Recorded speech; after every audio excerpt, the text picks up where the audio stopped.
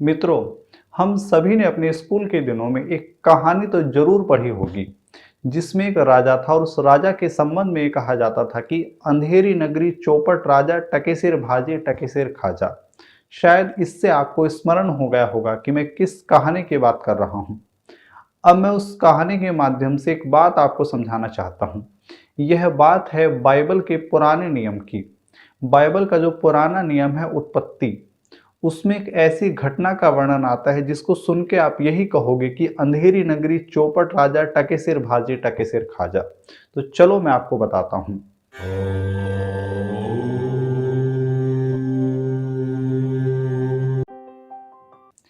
नूह, जो कि बाइबल का एक पात्र है, एक पुरुष है, उसकी 3 संतानें थी, जिनमें एक का नाम था शेम, एक का नाम था हाम और एक का नाम था येपेत। इनमें से जो हाम है उसके बेटे का नाम था कनान। यानी शेम, हाम और येपेत। और हाम के बेटे का नाम क्या है? कनान। नूह खेती करने लगा। एक बार उसने शराब पी ली और वह अपने तंबू में नंगा हो गया। उसके बेटे हाम ने उसको ऐसा करते हुए देख लिया। उसने अपने दोनों भाइयों को इसकी जानकारी दी। जब उन्होंने जानकारी पाई तो उन्होंने मुंह फेर लिया और वह उसके कमरे में गए और उसको कपड़े से लपेट दिया। उनकी आंखें दूसरी तरफ थी, इसलिए उन्होंने उसको ऐसा नहीं देखा। परंतु जैसे ही नूह को समझ आई और उसको पता चला कि उसके छोटे बेटे ने उसको नंगा देखा है, तो वहां उसने कहा कि जो कनान है, यानी कनान कौन? जो हाम का बेटा था, जिसने उसको नंगा देखा था, उसका जो बेटा था कनान, उसने कनान के संबंध में कहा कि वह अपने भाइयों और बंधुओं का दास हो जाए। वह जो शेम है उसका दास हो जाए, वह जो येपेत है उसका दास हो जाए। अब मैं आपसे यह पूछना चाहूंगा कि नूह को नग्न अवस्था में हाम ने देखा था, न कि उसके बेटे कनान ने।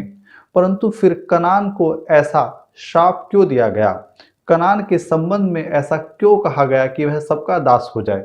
यदि कहना ही था तो उसको कहना था जिसने उसको नग्न देखा है। कनान ने तो उसको ऐसी अवस्था में देखा ही नहीं था। इसलिए मैंने प्रारंभ में कहा था, अंधेरी नगरी चौपट राजा टके सिर भाज टके सिर खाजा। यानी किया किसी और ने है और फल कोई और भुगत रहा है। और सच्चाई तो यह है कि इसमें दोष तो हाम का भी नहीं है। अब यदि नूह नग्न अवस्था में था तो हाम ने उसको देखा और भाइयों को बताया, जिन्होंने उसको कपड़े से ढक लिया। अब उसको कपड़े से ढकने का कारण तो हाम ही बना है, तो ढकने वाले को फिर दोष कैसा? ये तो नग्न होने वाले को दोष लगना चाहिए, न कि ढकने वाले को।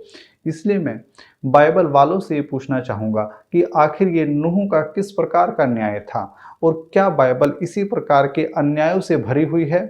एक बार विचार करें और यदि हो सके तो मेरे इस प्रश्न का मुझे उत्तर दें। धन्यवाद।